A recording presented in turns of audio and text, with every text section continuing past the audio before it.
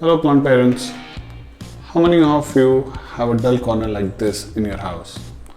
I'm sure every household has one corner which is one of the most ugliest corners we have and one of the most embarrassing ones. For us, this is just the entrance of our house, and every time anybody comes, they see this dull corner.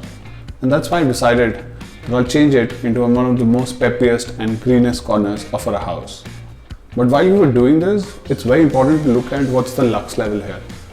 Right now the lux here is just 200, which means you just have to choose your plants very carefully.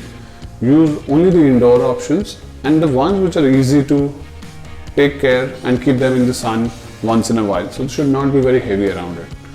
So today I'll show you how I converted my dullest corner of my house into one of the most peppiest and the trendiest corners, which all of us at home love it. Let's go ahead and do it.